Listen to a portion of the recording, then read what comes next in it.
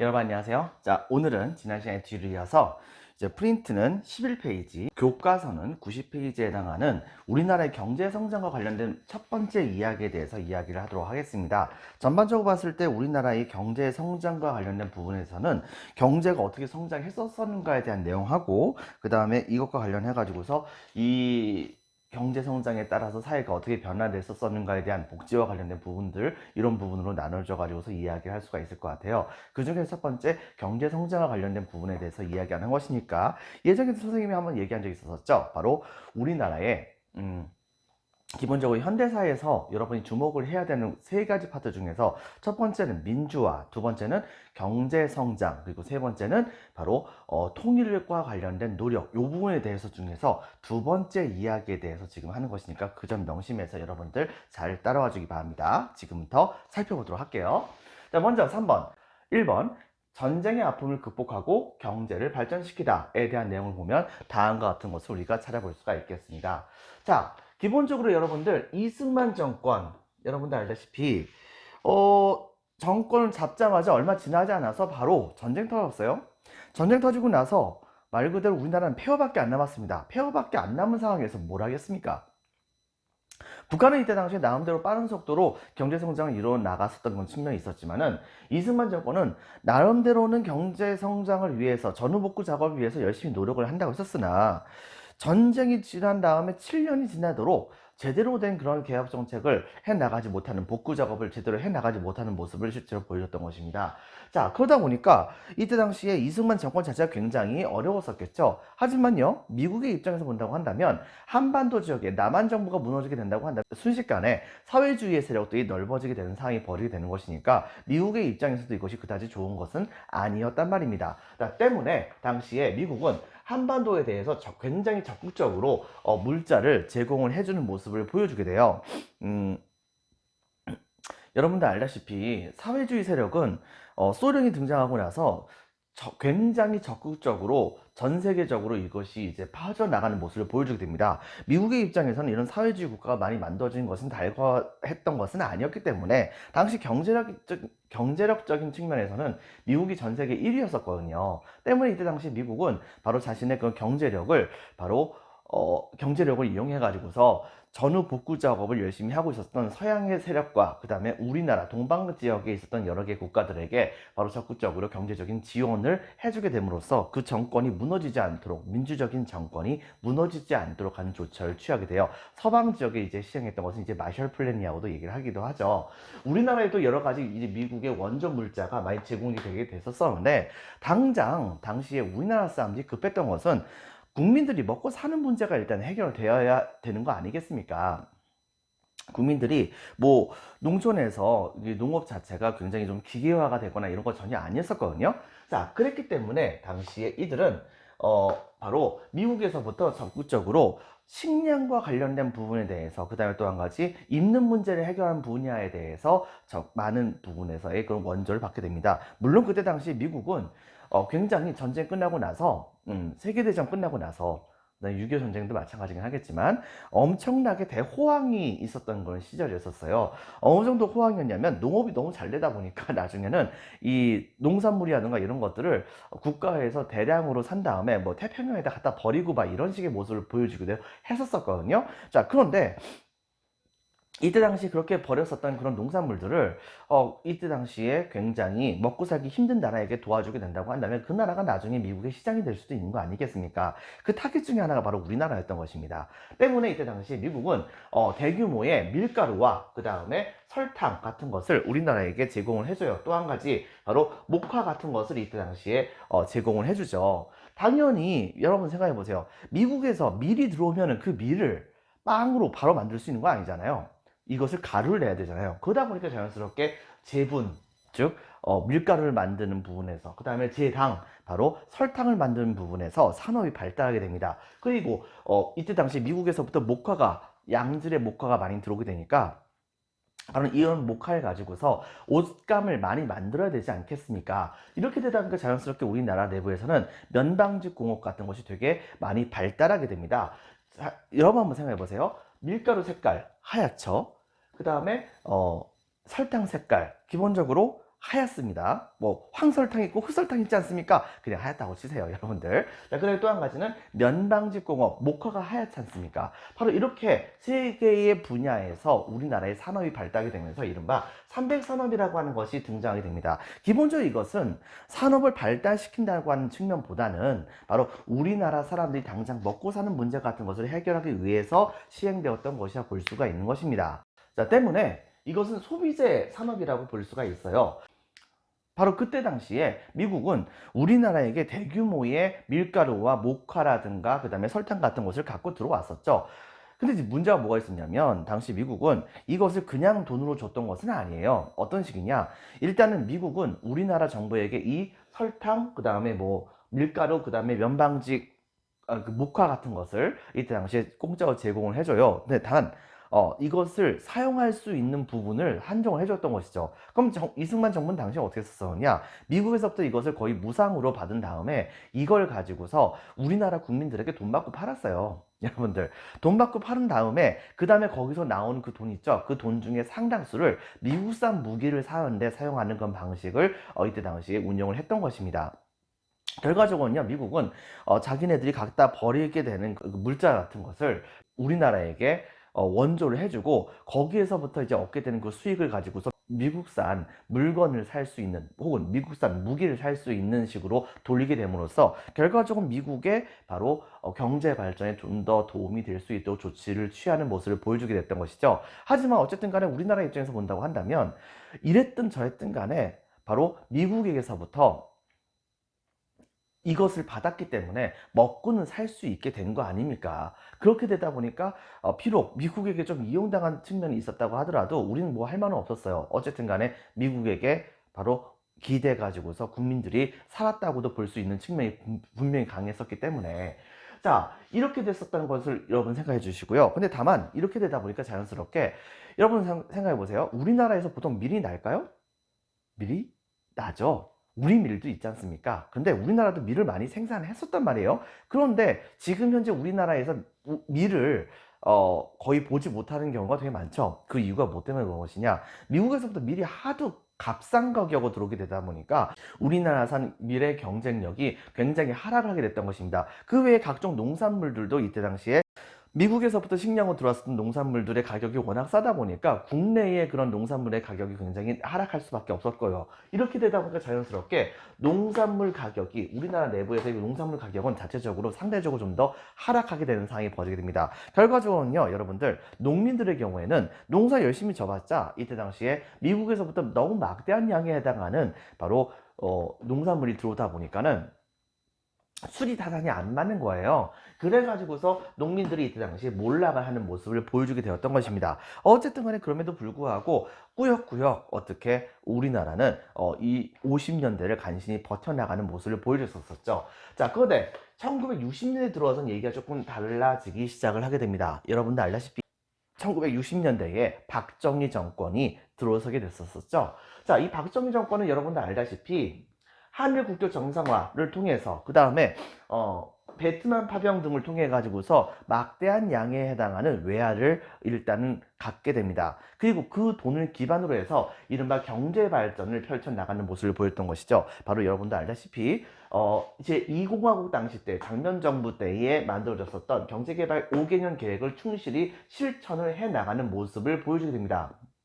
그리고 이때 당시 한 3억 달러 받았다고 하는데, 선생님 최근에 들은 바에 의하면 이 베트남 파병 당시 때에 우리나라의 그런 군인들이 베트남 파병에 갔다 오게 되면서 그러면서 사실상 얻게 되었던 이익이 몇십억 달러가 넘었다고 얘기하는 그런 정도로 돈을 일단은 많이 얻게 되는 상황을 벌어지게 되었단 말입니다. 바로 그런 돈을 기반으로 해가지고서 경제 성장을 해나가는 모습을 보여줬는데 그것만 가지고도 일단은 안 되니까 바로 이때 당시에 해외 자본을 적극적으로 유치를 해가지고서 우리나라에서 바로 여러 개의 공장 같은 것을 만드는 모습을 보여주게 되었다고도 볼 수가 있겠습니다. 즉 이때 당시에 외자 유치, 외국의 자본을 열심히 유치해가지고서 경제 개발을 이루어 나가는 모습을 보여줬었고요. 근데 이제 문제는 뭐냐면 여러분들 알다시피 우리나라는 돈이 없어요. 기술력도 없고요. 자, 그런 상황에서 당장 일단은 돈을 어디서 얻었단 말입니다. 하지만은 기술력이 없는 상황에서 당장 할 수 있는 게 별로 없잖아요. 그러다 보니까 기술보다는 주로 돈도 없으니까 돈보다는 주로 사람들을 때려 잔뜩 집어넣어 가지고서 그 사람들을 이용해 가지고서 공장을 운영할 수 있는, 그 사람들의 노동력을 이용해 가지고서 돈을 벌 수 있는 방식으로 바로 투자가 이루어지게 됩니다. 즉, 이 조그만 땅덩어리에 드글드글한 것은 사람들이니까 바로 그런 사람들을 적극적으로 투자를 해가지고서 거기서부터 부가가치를 얻는 방식으로 또 공업 발전을 이루어나갈 수밖에 없었던 것입니다. 그러다 보니까는 기본적으로 간단하게 만들 수 있는 그런 소비재 같은 것들이 주로 이제 그 소비재들의 경우에는 가볍잖아요. 그러다 보니까 이런 가벼운 물건들, 소비재 같은 것을 만드는 공업을 일컬어서 우리는 보통 경공업이라고 얘기를 하는데요. 바로 이런 경공업 중심으로 우리나라의 그런 공업이 발전해 나가는 모습을 보여주게 되었던 것입니다. 즉, 노동력 집약적인 그런 공이 육성하게 되었었으니 우리나라에서 마치 여러분들 알다시피 요새 여러분들 옷감이라든가 아니면은 뭐 신발이라든가 이런 거 보면 거의 대부분 다가 메이드 인 차이나가 최근에 들어와서 이제 메이드 인 베트남이라든가 메이드 인 뭐 인도네시아 뭐 이런 식으로 이렇게 나가는 게 있잖아요. 왜? 그 지역에 있는 노동력의 가격이 되게 싸니까 그쪽으로 이제 신발 공장이라든가 옷감 공장 같은 것이 넘어가는 건 측면이 많이 있지 않습니까? 바로 이 시절 때는 우리나라가 그 상황이었습니다. 때문에 당시에 신발이라든가 가방이라든가 그 외에도 이제 가발 같은 것들이 여기에 포함된다 볼 수 있었습니다. 자, 이런 것들이 나름대로 많이 만들어져 가지고서 열심히 운영되는 모습을 보여줬다 볼 수 있고요. 그 다음에 경부고속도로가 이때 당시에 만들어졌어요. 근데 왜 하필 경부고속도로냐? 자, 여러분들 알다시피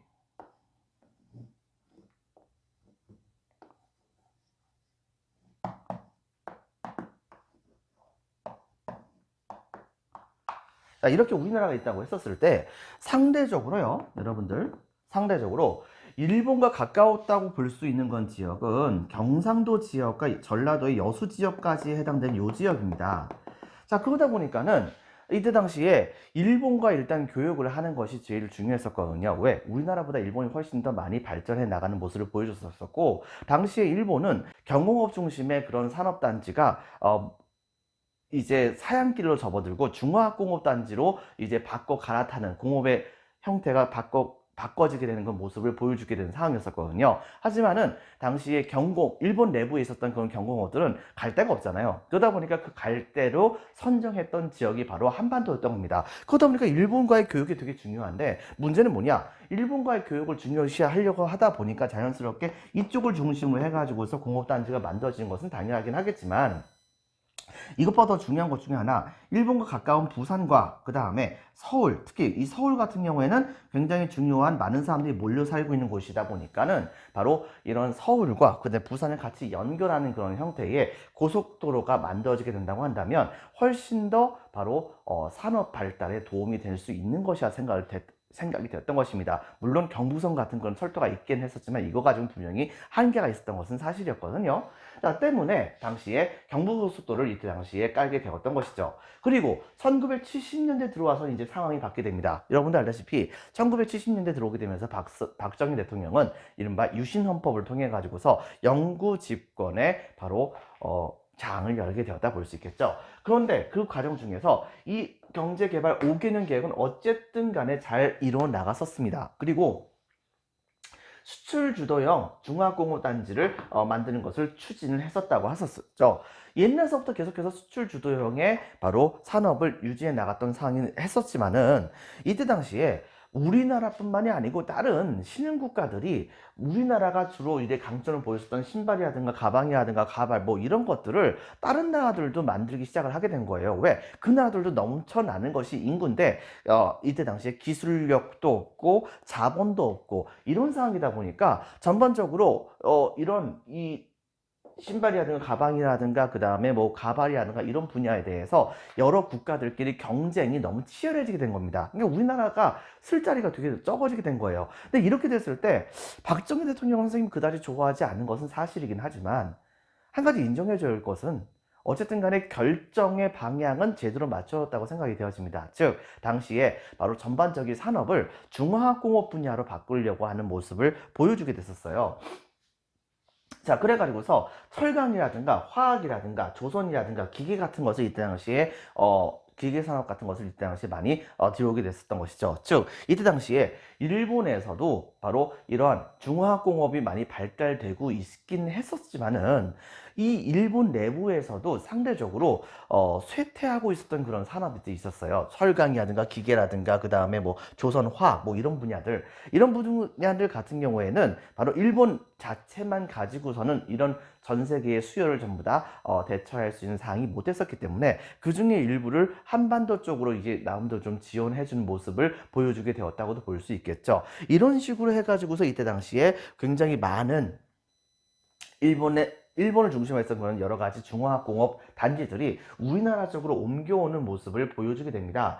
자, 그리고 이때 당시에 바로 이제 엄청나게 이제 성장했던 그 기업 중에 하나가 이제 현대산업이었었죠. 이때 당시 현대 정주영 회장 이제 돌아가시긴 했었지만 이 정주영 회장 같은 경우에는 바로 우리나라에 현대조선이 들어서는 그 자리 있죠. 그 자리하고 그 다음에 우리나라의 거북선 그 그림 같은 거 있잖아요. 이런 것들을 딱 들고 가가지고서 세계적으로 배를 많이 필요로 하는 운수 업체를 찾아가가지고서 그 사람한테 뭐라고 얘기를 했냐면 바로 만약에 당신이 나에게 배를 주문한다고 한다면 난 당신의 그런 주문을 근거로 삼아서 돈을 빌린 다음에 그 돈을 가지고서 내가 보여준 이 지역에다가 바로 조선소를 세우고 그 다음에 그 조선소를 통해 가지고서 배를 만들어서 당신이 납품하겠다 뭐 이런 식의 얘기를 했던 것이에요. 근데 이 얘기가 나름대로 합리적이라고 생각했었던 그 구매자 쪽에서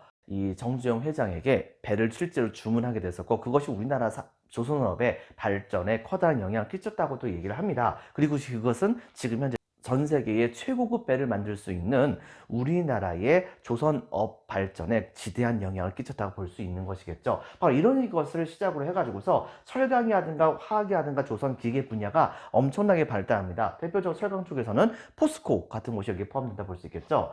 근데 전반적으로 여러분 한번 생각해 보세요. 철강 엄청나게 무겁잖아요. 그리고 또 한 가지 바로 화학, 중화학공업이니까 바로 이제 석유화학 같은 것이 주로 이제 많이 들어옵니다.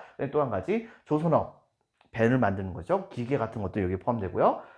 전부 다 무겁잖아요. 자, 그러다 보니까 보통은 중화학공업이라고 하는 것은 무겁고 화학적인 그런 분야에 해당하는 공업을 중화학공업이라고 얘기하죠. 바로 이러한 중화학공업 중심의 제조업 중심의 산업 구조가 우리나라에서 형성되게 됩니다. 하지만 여러분 생각해 보세요. 이런 것을 만들려고 하는데 노동자가 많이 필요하겠습니까? 많이 안 필요하겠습니까? 당연히 엄청나게 많이 필요하게 된단 말입니다. 자, 이렇게 되다 보니까 이 당시에 많은 노동자들이 여기에 가가지고서 일을 하게 되는 과정 중에서 우리나라의 산업이 엄청난 속도로 빨리 발전하게 되었었고 이렇게 빠른 속도로 발전해 나가고 있었던 우리나라의 산업을 보고서 전 세계는 뭐라고 불렀었느냐? 바로 한강의 기적 이라고 얘기할 수 있을 정도로 엄청나게 찬사를 보내게 됩니다. 자, 근데 이제 거기에서 이제 문제가 오게 됩니다. 1973년 당시 때에 제1차 석유 파동이라고 하는 게 일어나요. 즉, 중동 지역에서 새롭게 세워졌던 나라 이스라엘과 그 다음에 그 근처에 있었던 그 산유국들이, 이슬람 국가들이 서로 전쟁을 벌이는 과정 중에서 이슬람 국가들이 바로 서방 세계가 전부 다 이 이스라엘 편만을 들려고 하는 모습을 보여주게 되자 이 석유의 가격을 갑작스럽게 판매하는 것을 엄청나게 비싸게 불러버립니다. 이렇게 되다 보니까 전 세계적으로 석유 가격이 엄청나게 올라가게 되면서 이것 때문에 바로 국가가 전 세계에 경제 위기가 오게 되는 사태가 벌어지게 됐던 것이에요. 문제는 우리나라의 산업도 굉장히 좀 뭐랄까 되게 석유에 기대는 그런 바가 되게 컸었거든요. 근데 석유가 갑자기 수출이 안 되는 거예요. 그렇다고 한다면 우리나라가 물건을 못 만들죠. 자, 물건을 못 만들게 된다고 한다면 당연히 우리나라의 산업이 발달이 크게 이루어질 수가 있겠습니까? 없겠습니까? 당연히 크게 이루어질 수가 없겠죠. 이것 때문에 박정희 정권도 한동안 굉장히 좀 어려움에 빠졌다 볼 수 있었었는데 이때에 이제 현대건설을 비롯해 가지고서 여러 개의 건설사들이 바로 중동 지역에서 만들고 있었던 여러 개의 대규모 건설 프로젝트에 참여를 하게 되면서 그러면서 중동 쪽에서 바로 우리나라의 건설사들을 굉장히 많이 인정을 해줬거든요. 왜? 가가지고서 정말 악바위처럼 일을 했었대요. 그래가지고서 이렇게 여러 개 만들었던 그런 건축물을 딱 보고서는 중동 쪽이 확실하게 한국을 정말로 인정을 해주는 모습을 보여줬거든요. 그리고 나서 이때 당시에 결제해줬던 돈들이 전부 다 달러였던 겁니다. 이렇게 되다 보니까 자연스럽게 간신히 바로 1차 석유 파동의 위기를 겪어낼 수는 있었지만 1979년에 들어오게 되면서 전 세계 2위에 해당하는 바로 석유 생산국이었었던 이란에서 이란 혁명이 일어납니다. 이렇게 되면서 새롭게 등장했었던 이란 정권은 바로 반미 국가로서 이제 활동하게 되었던 것이거든요. 바로 이란의 국가가. 자, 이렇게 되다 보니까 이때 당시에 바로 제대로 된 석유를 판매를 하지 않게 되는 모습을 보여주게 되면서 그러면 전 세계의 석유 가격이 엄청나게 올라가는 사태가 벌어지게 됩니다. 이렇게 되면서 우리나라에도 엄청난 그런 경제 위기가 오게 됐었거든요. 그리고 이것을 겪어내지 못하고 결과적으로 박정희 대통령은 암살당했다 볼 수도 있겠습니다. 경제사적으로 본다고 한다면 그런 위기를 박정희 대통령이 못 넘기게 되었던 것이죠. 하지만 시간이 흘러가면서 어떤 일이 벌어지게 됐었느냐, 바로 이 이란의 그런 위기가 끝나게 되었고, 그다음에 또 한 가지 갑자기 1980년대 넘어오게 되면서 상황이 조금 변해지게 됩니다. 초창기에는 마이너스 경제 성장으로 인해 가지고서 중화학공업에 대한 과잉 투자 같은 것들이 있었던 것을 조정하게 됩니다. 그래 가지고서 너무나도 과잉 투자돼 가지고서 사실상 경제 위기 때에 사실상 운영이 되지 못하게 되고 그냥 거의 가사 상태, 죽은 거나 마찬가지 상태에 빠져버렸었던 기업들의 경우에는 과감하게 조정을 해버립니다. 정리해버리고 부실기업 같은 것도 전부 다 정리를 해나가게 돼요. 자, 이렇게 돼가지고서 어느 정도 우리나라의 중화학공업 분야에서의 그런 기업들을 좀 정리를 한 상황에서 전 세계적으로 이때 당시에 우리나라에 바로 3조 호황이라고 하는 그런 대규모의 엄청난 호황이 일어나게 됩니다. 이때 당시에 이 호황은 어떤 일이 벌어졌었느냐, 첫 번째, 전 세계적으로 유가가 굉장히 낮아지게 돼요. 그리고 또 한 가지, 저금리, 바로 돈을 빌리는데, 외국에서부터 돈을 빌리는데 좀 값싸게 돈을 빌릴 수 있는 상황이 벌어지게 됩니다. 여러분 한번 생각해 보세요. 바로 저유가니까 우리나라에서 만드는 물건들은 기름을 쓰는 경우가 정말 많은데 기름값이 싸요. 그렇다고 한다면 우리나라의 물건 가격을 되게 싸게 팔 수가 있겠죠.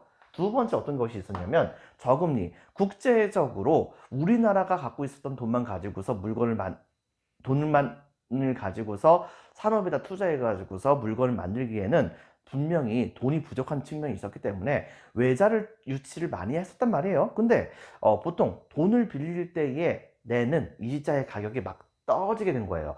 이렇게 떨어지게 되니까 자연스럽게 그거만큼 이자 부담이 적게 되면서 우리나라의 산업이 많이 이익을 얻을 수가 있게 되는 상황이 벌어지게 됐던 것이라 볼 수 있겠죠. 그런데 또 한 가지 저달러의 상황이 벌어지게 됩니다. 이 저달러 자체는 우리나라에 그다지 좋은 것은 아닙니다. 왜? 바로 미국의 달러화가 가치가 떨어지게 된 거거든요. 미국의 달러화가 바로 가치가 떨어지게 된다고 한다면 상대적으로 우리나라의 바로 돈의 가치가 어떻게 되는 것이겠습니까?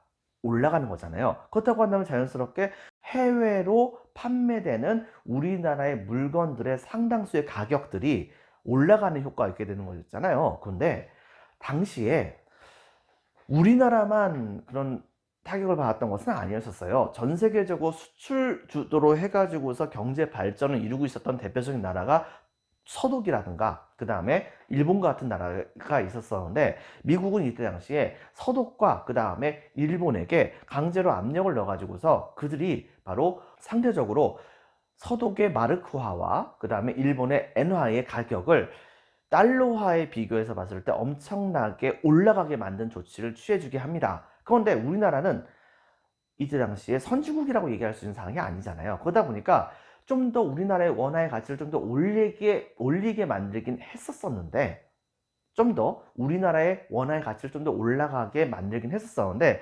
서독과 일본에 비교할 바는 아니었단 말이에요. 그러다 보니까는 자연스럽게 전 세계적으로 수출 주도형 국가였었던 서독과 일본에 비교해서 봤을 때 우리나라가 상대적으로 원화의 가치가 좀 덜 올라가게 되면서 상대적으로 이때 당시에 우리나라의 물건들이 좀 더 값싸게 평가가 되게 되면서 전 세계적으로 많이 판매가 되게 되었단 말입니다. 결과적으로 어떻게 벌어졌었느냐, 이런 것으로 인해 가지고서 우리나라가 엄청나게 빠른 속도로 성장을 해 나가는 모습을 보여주게 됐던 것이에요. 바로 이런 것을 기반으로 해 가지고서 바로 이제 우리나라가 올림픽 같은 것도 유치할 수 있는 상황이 되었던 것이라 볼 수 있겠죠. 여러분 여기 보다시피 무역 흑자도 이때 당시에 달성하는 모습을 보여주게 됩니다. 처음으로 이때 당시에 우리나라도 무역 흑자를 달성하는 모습을 보여주게 됩니다. 자, 그런데 이때 당시에 우리나라의 산업은 이때부터 조금씩 바뀌어 나가기 시작을 하게 됩니다. 이른바 기술 집약적인 그런 산업을 발달시키게 되었었으니 이때에 처음으로 이제 반도체라든가 전자산업 분야에서 노력을 많이 하게 되었었고, 그 다음에 또 한 가지 바로 이 자동차 산업 같은 경우에도 이제 본격적으로 만들어지기 시작을 하게 됩니다. 뭐 현대자동차 같은 경우에는 포니라고 하는 그런 자동차를 만들기도 했었었고, 그 다음에 전자산업 같은 경우에도 우리가 알다시피 삼성전자라든가 LG전자 같은, 옛날 이제 LG전자가 불리진 않았었죠. 바로 이런 전자산업들이 본격적으로 등장하게 되었다 볼 수 있겠습니다. 자, 이렇게 되면서 우리나라의 경제 성장이 팍팍팍팍 막 올라가게 되는 상황이 벌어졌던 것이에요. 자, 그러다가 1990년대 들어와서는 이제 우리나라가 일정 정도 궤도에 올라갔었어요. 그러다 보니까 90년대 들어오게 되면서 이제 여러분 생각해 보세요. 90년대 대표적인 우리나라의 정권이 뭐가 있습니까? 바로 첫 번째, 처음에는 노태우 정부였다가 그 다음에 바로 김영삼 정부 넘어가고 그 다음에 김대중 정부 넘어가게 되죠. 주로 이제 노태우 정부와 그 다음에 김영삼 정부 시대라고 볼 수가 있는데, 이때쯤에는 전방위적으로 우리나라의 국격이 많이 올라갔어요. 수출을 되게 잘 하게 되면서 흑자도 많이 얻게 되니까 우리나라의 국격 자체가 경제적으로 봤을 때 되게 많이 올라간 상황이었단 말이에요. 근데 거기에 비교해서 봤을 때 우리나라에서 만들었었던 여러 가지 물건에 대해서 바로 전 세계적으로 우리나라를 완전히 저기 밑에 해당하는 개발도상 국가에 해당하는 그런 부분으로 생각을 해가지고서 우리나라의 물건에 대해서 관세 같은 것을 많이 안 매기거나 하는 모습을 보여줬단 말입니다. 그러다 보니까 상대적으로 우리나라의 물건들이 되게 상대적으로 많이 팔리게 될 수가 있었던 것이에요. 그런데 이제는 우리나라의 물건 같은 것을 전 세계에서 약간 좀 경쟁 상대로 보기 시작을 하게 된 거죠. 그러다 보니까 또 한 가지, 우리나라에서 발달했었던 여러 가지 산업 분야에 대해서도 다른 나라가 이제 요구를 하는 겁니다. 왜냐면은 너희네 나라가 만드는 여러 가지 물건 같은 것을 우리나라가 전부 다 사주는데, 너희 나라는 너희 나라의 산업을 보호한다는 명목하에 외국의 물건들을 왜 안 사오느냐? 그렇다고 한다면, 너희 나라의 시장을 개방하지 않는다고 한다면 너희 나라의 물건에 대해서 자기네 나라의 바로 시장을 개방하지 않겠다는 식으로 이제 전 세계에 있는 여러 개의 국가들이 우리나라의 정부에게 압력을 주게 되면서 자연스럽게 바로 우리나라는 시장 개방의 압력에, 전 세계적인 시장 개방의 압력에 바로 이제 굴복을 하게 됩니다. 그 과정 중에서 세계무역기구라고 하는 그런 WTO에 가입을 해가지고서 이 WTO에 가입한 그런 국가들끼리는 바로 경제적으로 봤을 때 공평한 그런 상황에서의 그런 무역을 이루어질 수 있도록 조치를 취하자고 열심히 이야기를 하게 되는 상황이 벌어졌었고요.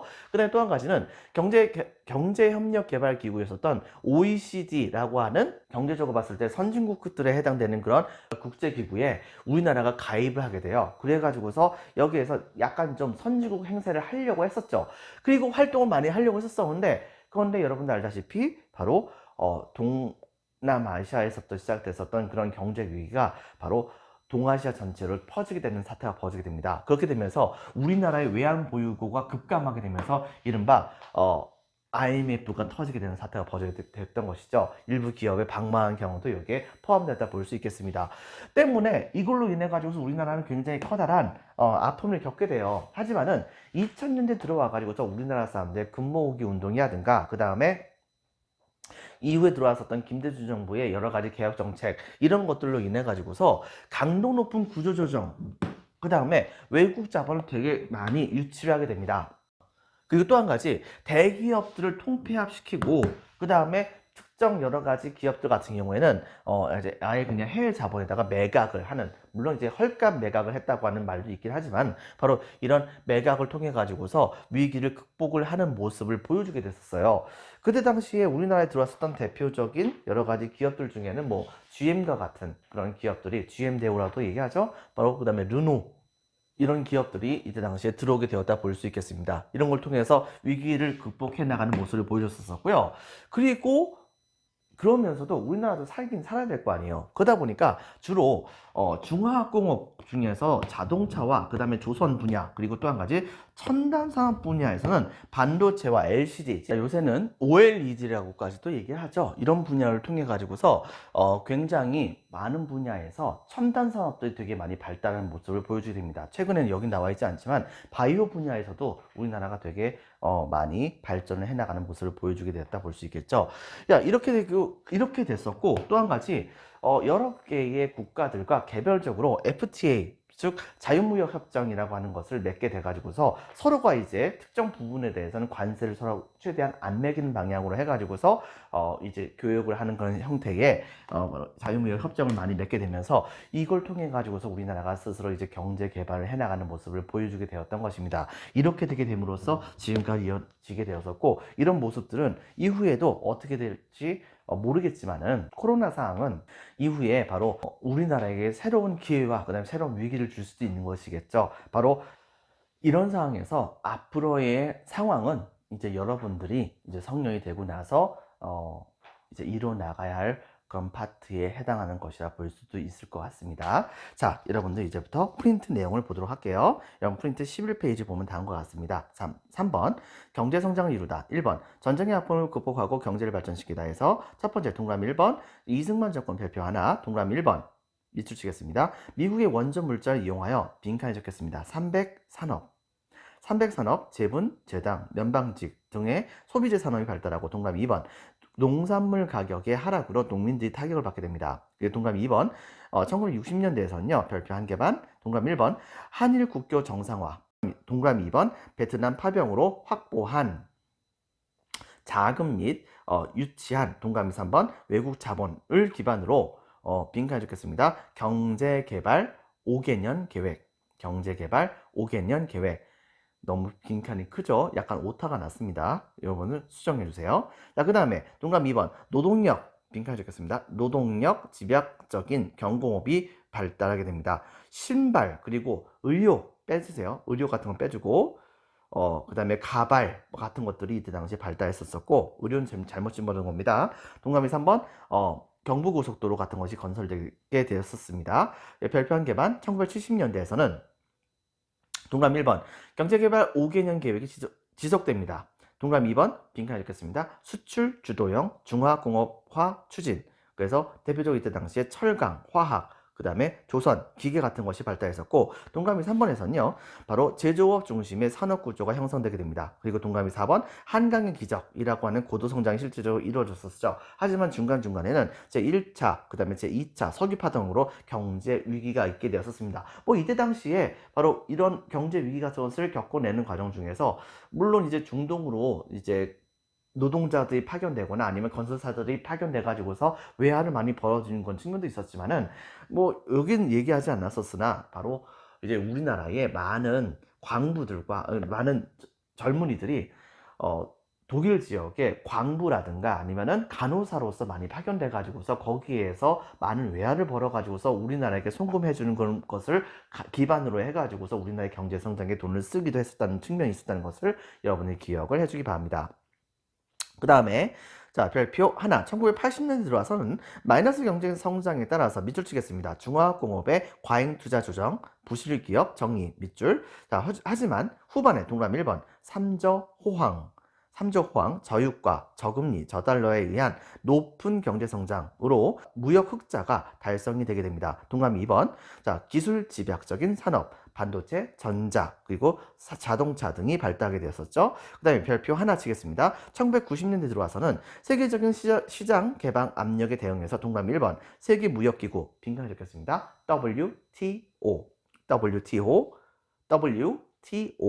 동그라미 2번 경제협력개발기구 OECD라고 하죠. 여기에 가입을 하게 되죠. 동그라미 1번 다시 넘버링 하겠습니다. 동그라미 1번 외환 보유고가 급감하게 됐었고, 그 다음에 동그라미 2번 국제 통화기금 IMF죠. IMF 빈칸이 너무 작습니다. 그래도 감안해 주세요. IMF으로부터 긴급 자금을 지원받게 됐었습니다. 이렇게 되면서 위기에 한번 빠지게 됐었죠. 하지만 동그라미 6번 별표 하나. 자, 동그라미 1번 강도 높은 구조조정과 그 다음에 외국 자본을 유치하면서, 그러면서 동그라미 2번 대기업 통폐합 및 그 다음에 매각 등으로 위기를 극복하는 모습을 보여주게 됩니다.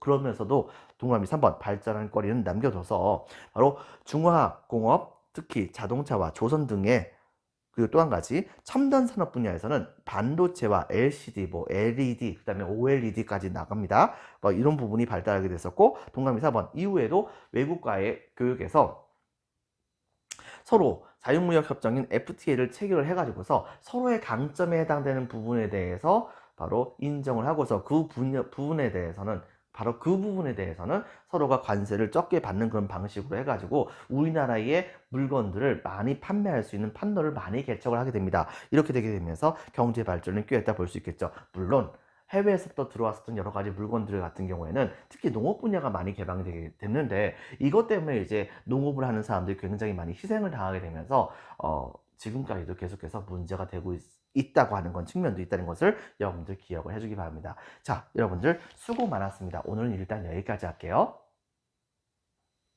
감사합니다.